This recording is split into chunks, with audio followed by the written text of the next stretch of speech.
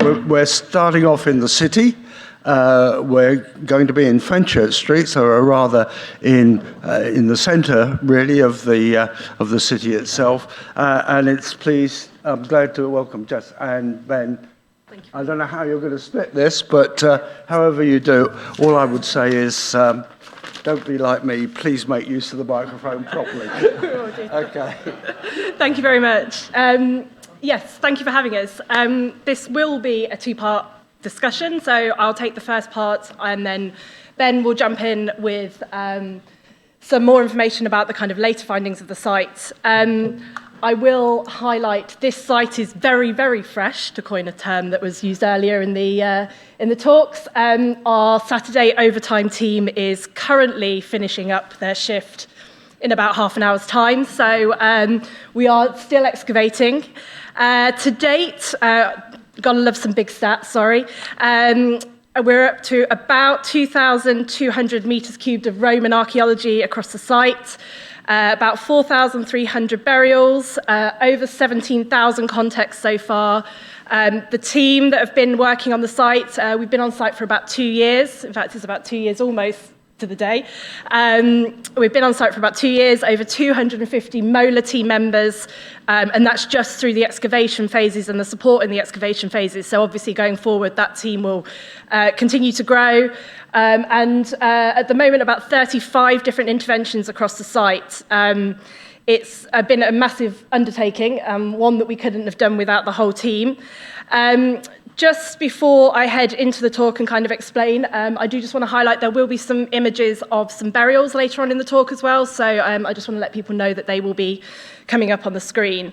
As was mentioned, the site is in the heart of the city. The Google images here, you can see Fenchurch Street to the north, and Fenchurch Street station is just to our east of the site. And if you happen to go up on 120 in the next, I'd say 5 to 6 weeks, this is probably the image that you'll see. This is actually taken from 120 by one of our colleagues. And our excavation at the moment is focused in the southeast corner around the tower, and more about the tower later on in the talk. But you can see we're a team of about 50 archaeologists at the moment excavating on site. This is our final phase of work, so we will be complete by Easter. On site, and then obviously, as probably most people are aware in the room, that begins the kind of post-excavation phase of our activity. So we're going to have a quick run through of what we have found. There will be some interpretation, but obviously I will caveat that with, there's many, many years of assessment and analysis to come. So what we say today is not gospel, but it does give you an idea of what we found and where we're going to be heading with our studies and assessment and analysis work in the future. So we'll start with the Roman city. We are right on the edge of kind of the eastern side of the Roman city. We're to the east of the Forum. We are situated in an area where in the 1st century, it's potentially kind of edge of the city, dirty craft, dirty industry, things like that happening. But our main feature is a Roman road, which I'll come on to, and I particularly do like our Roman road. I've become quite taken with it, and I've gone down a bit of a rabbit hole with Roman roads at the moment. But you can see it has a lot of significance heading into kind of the later 1st century. We are adjacent to the plantation fort. We are also adjacent to areas that are becoming more established with more substantial buildings into the 2nd and 3rd centuries as well. And the site so far has produced evidence of all of those things. But we're going to jump right back to AD 50 or circa AD 50 and introduce one of our earliest pieces of archaeology on site. And depending on what your kind of favourite part of the Roman archaeology of the city is, it might be one of the most significant things that we found as well. An unsupposing pair of ditches. But if anyone is familiar with a certain archaeologist or archaeological theory group about the Claudian thought hypothesis, we may be looking at some evidence for that. The double ditch a structure that we found, a large internal ditch, V-shaped ankle breaker type ditch in inverted commas there, with a small exterior, narrower ditch on the outside. We have compared notes with PCA, their excavations at 120 across the road. Our ditches are like, we've looked at our GIS. It was a quite a daring approach for us to compare notes at such early stages in a project, but we did it. Our ditches align completely. PCA have dated their ditch. It is supposedly excavated in that kind of circa AD 50 period. We are obviously yet to date our ditch, but it is at the bottom of the sequence. It is one of our earliest features that we have on site. And as I say, if it proves to be what we maybe think it is, it could be one of the kind of key pieces, that's not even a word, key pieces of evidence for that kind of establishment of the city, the Roman city, in that early period. So I think this will be definitely one that we will be investigating and looking at further in the future. Following on from that, and established broadly, or believed to be established broadly in the same period, is our lovely Roman road. And it is beautiful. It is very nice. I've excavated Roman roads, not only in the city, but elsewhere across the UK, and none of them have compared to this structure. The gravel, it's about 5 phases of road in total. I've just blocked one colour of orange here because we haven't got to the stage of planning the different phases, but it's about 5 phases of road. The build-up is anywhere between 1 metre and 1.5 metres of gravel, blended gravel with different surfaces. At least 3 phases of roadside ditch. The photo at the bottom there is actually, it's a combination of one of the earlier and one of the later roadside ditches. And the road begins life as probably about 30 centimetres of gravel laid directly on top of brick earth with some very small gullies either side, and then expands into up to 5 metres across with huge kind of metre-wide ditches either side. We think the ditches at the moment we have dating for their backfill in the late 4th century. So our assumptions at the moment are that the road was established quite early on and then persisted to be used throughout the whole of the Roman occupation of the city, with the kind of final use in that late 4th century period. But it is absolutely, to be honest, what I say, I mean, it's not something that I would ever consider I'd be saying, but it is one of my favourite features on site. And when we have some better kind of images, you can definitely see the kind of bandings of the different gravels and the different surfaces. In terms of dating of the different surfaces, it's a bit difficult. We have some bits and pieces of pottery, but to be honest, it's quite sterile, as you'd imagine. It's also quite hard digging. It's not one of the easiest things to dig on site. Associated with the establishment of the road, we have some early clay and timber buildings, as you'd expect, aligned directly onto the frontage of the road. So they're, kind of quite standard timber piles underneath timber sill beams and clay brick earth walls on top. These buildings are often quite difficult to spot. You can see the photo in the top left corner there. It's brick earth walls in brick earth, but those early buildings are there, and it shows that kind of like early establishment of what we, kind of coin the Roman grid system, the fact that they're making sure that everything's aligned to their road system. When we head into the kind of later first, early 2nd century, we also continue those alignments, but the buildings start to get more established. We have some masonry buildings in the 2nd century, some very nice pieces of kind of masonry floor as well turning up. Some of the buildings the walls are still upstanding and have some very nice painted wall plaster.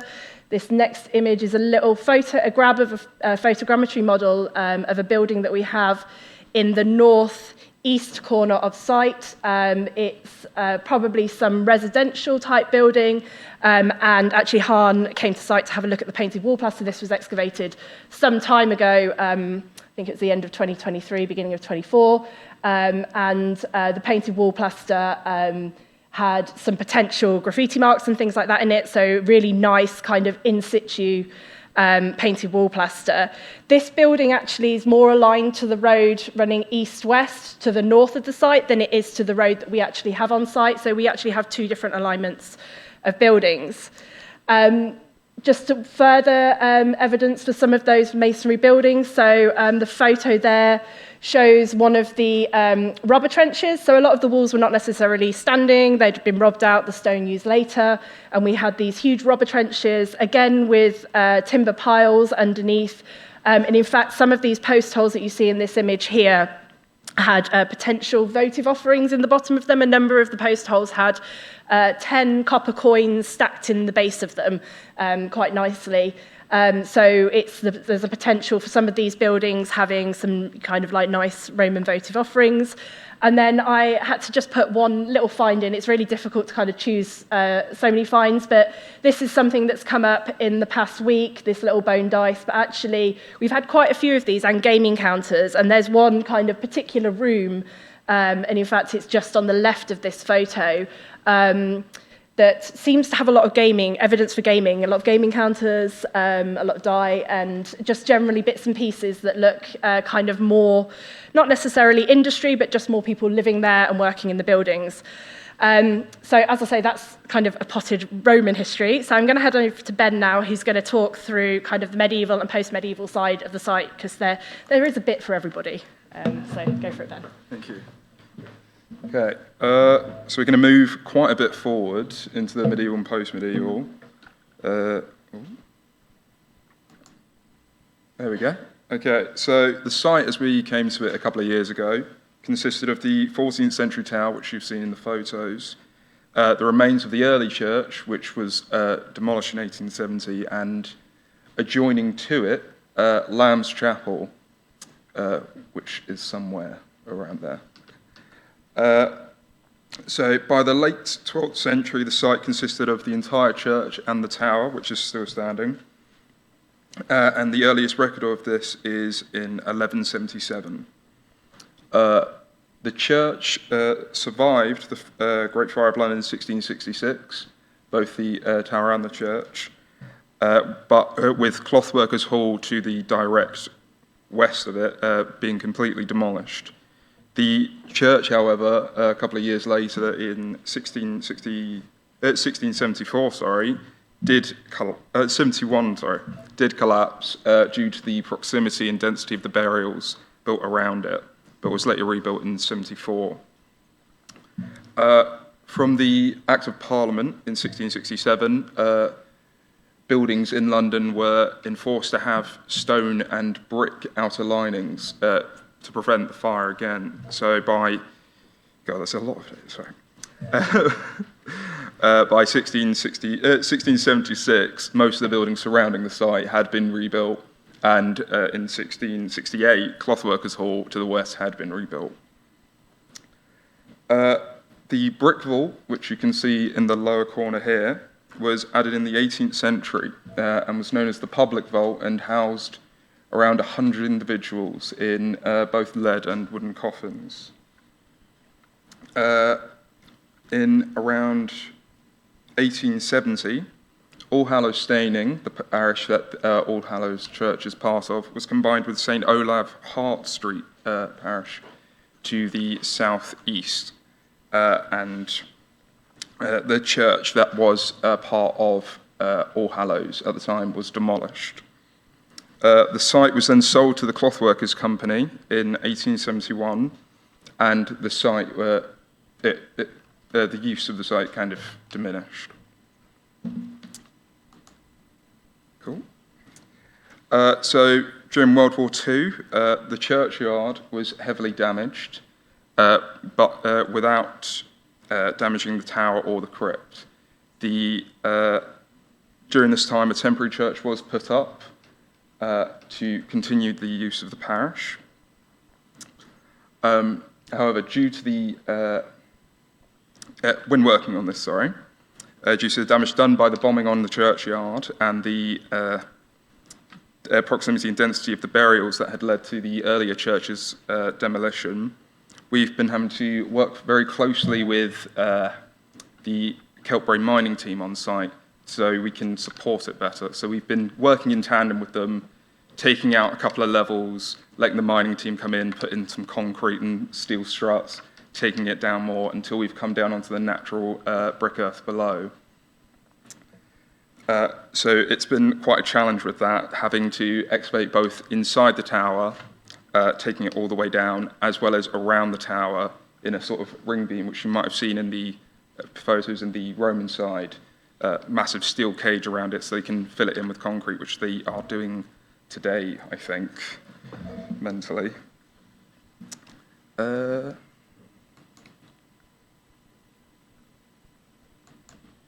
we go. So this is Lamb's Chapel Crypt. The original cryptum building was located beneath Lamb's Chapel, which was on Monkswell Street, further towards the east, where the original London Wall was.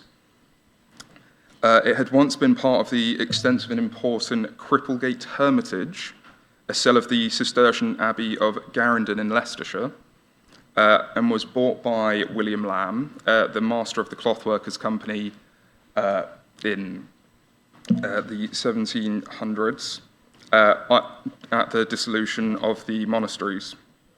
It was then moved from there completely to its site on Monkswell Street at the edge of London City Wall, and then in the 1800s was moved then back over to be in All Hallows Stainings Parish.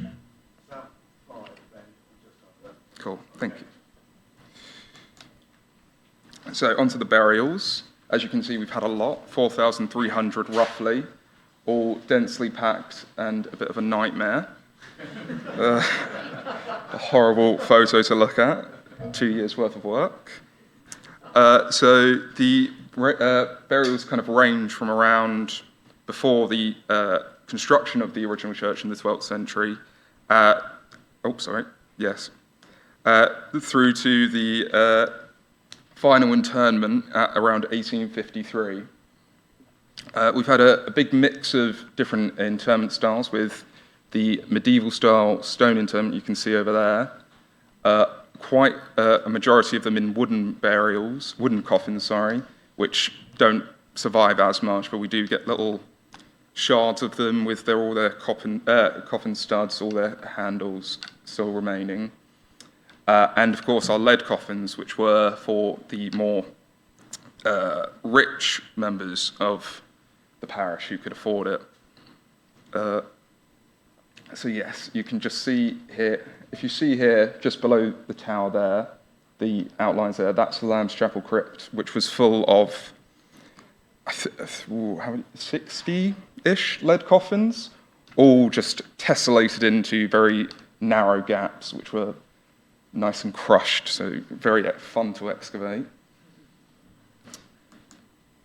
Okay, so one of the good resources we've had is the All Hallows Staining Burial Register, which has been very useful to see when we have these coffin plates.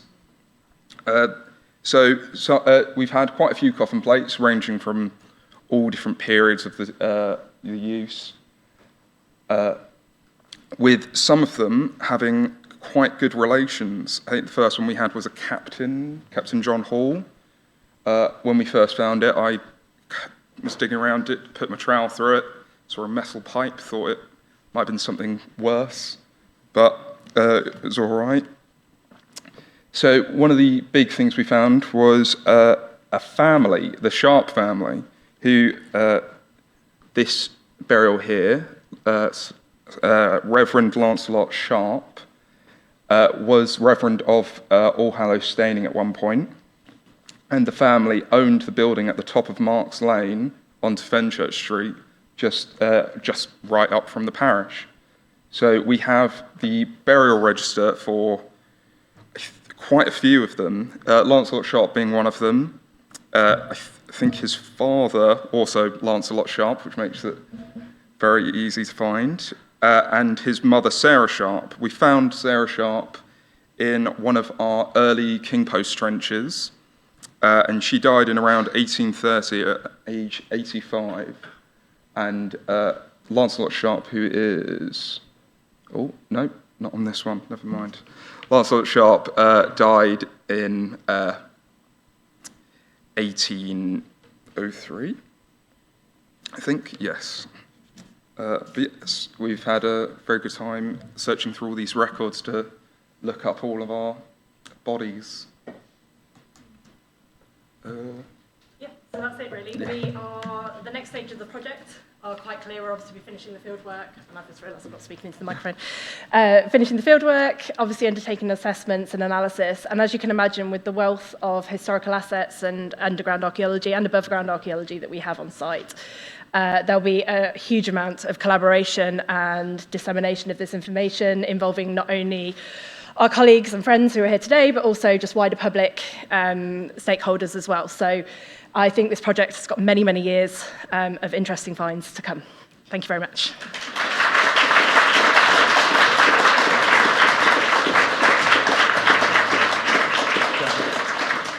Well, thank you, Jess, and thank you, Ben. Yes, and my one point would be that if you have found the eastern edge of the Claudian fort, Rafe Merrifield would be very, very pleased based on the work that he did. So, well done.